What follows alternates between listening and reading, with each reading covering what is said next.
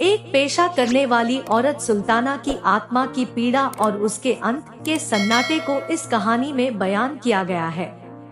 पहले खुदाबख्श उसे प्यार का झांसा देकर अंबाला से दिल्ली लेकर आता है और उसके बाद शंकर मात्र काली शलवार के बदले उसके साथ जिस तरह का फरेब करता है, उससे अंदाजा होता है कि मर्द की नजर में औरत की हैसियत केवल एक खिलौने की सी है। उसके दुख दर्द और इसके नारीत्व की उसे कोई परवाह नहीं। दिल्ली आने से पहले वो अंबाला छावनी में थी, जहां कई गोरे उसके गाहक थे। उन गोरों से मिलने जुलने के बाइस वो अंग्रेजी के 10-15 जुमले सीख गई थी। उनको वो आम गुफ्तगू में इस्तेमाल नहीं करती थी, लेकिन जब वो दिल्ली में आई और उसका कारोबार न चला तो एक रोज उसने अपनी पड़ोसन तमंचा जान से कहा, दिस लाइफ वेरी बैड, यानी ये जिंदगी बहुत बुरी है, जबकि खाने ही को नहीं मिलता। अंबाला छावनी में उसका धंधा बहुत अच्छी तरह चलता था। छावनी के गोरे शराब पीकर उसके पास आ जाते थे और वो 3-4 घंटों ही में 8-10 गोरों को निमटा कर 20-30 रुपए पैदा कर लिया करती थी। ये गोरे उसके हम वतनों के मुकाबले में बहुत अच्छे थे। इसमें कोई शक नहीं कि वो ऐसी जबान बोलते थे जिसका मतलब सुल्ताना की समझ में नहीं आता था, मगर उनकी जबान से ये लाइल्मी उसके हक में बहुत अच्छी साबित होती थी।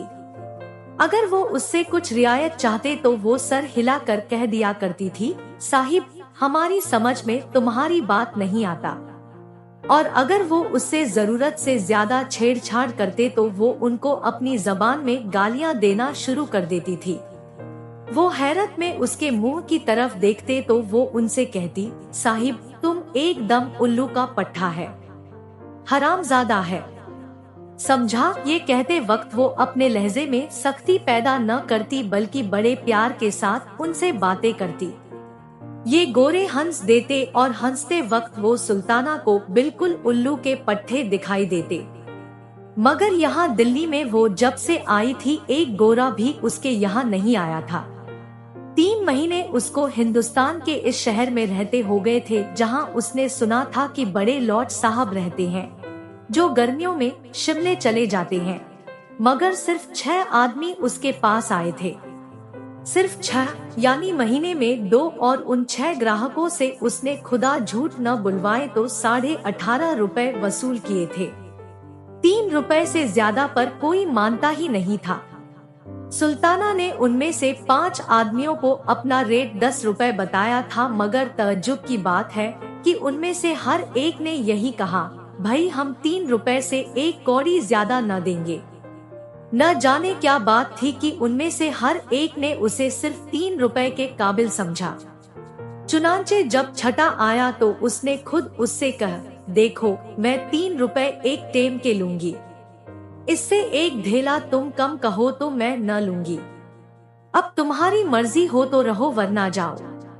छठे आदमी ने ये बात सुनकर तकरार न की और उसके हाथ ठहर गया। जब दूसरे कमरे में दरवाजे बंद करके वो अपना कोट उतारने लगा तो सुल्ताना ने कहा, लाइए 1 रुपया दूध का। उसने 1 रुपया तो न दिया, लेकिन नए बादशाह की चमकती हुई अठन्नी जेब में से निकालकर उसको दे दी और सुल्ताना ने भी चुपके से ले ली कि चलो जो आया है गनीमत है। 18.5 रुपए 3 महीनों में, 20 रुपए माहवार तो इस कोठे का किराया था, जिसको मालिक मकान अंग्रेजी जबान में फ्लैट कहता था। उस फ्लैट में ऐसा पाकाना था जिसमें जंजीर खींचने से सारी गंदगी पानी के जोर से एकदम नीचे नल में गायब हो जाती थी और बड़ा शोर होता था। शुरू में तो उस शोर ने उसे बहुत डराया था। पहले दिन जब वो रफ़ाए हाजत के लिए उस पाकाना में गई तो उसके कमर में शिद्दत का दर्द हो रहा था। फारिग होकर जब उठने लगी तो उसने लटकी हुई जंजीर का सहारा ले लिया। उस जंजीर को देखकर उसने ख्याल किया, चूंकि ये मकान कास हम लोगों की रिहायश के लिए तैयार किए गए हैं, ये जंजीर इसलिए लगाई गई है कि उठते वक्त तकलीफ न हो और सहारा मिल जाया करे। मगर जूं ही उसने जंजीर पकड़कर उठना चाहा, ऊपर खटखट सी हुई और फिर एकदम पानी इस शोर के साथ बाहर निकला कि डर के मारे उसके मुंह से चीख निकल गई।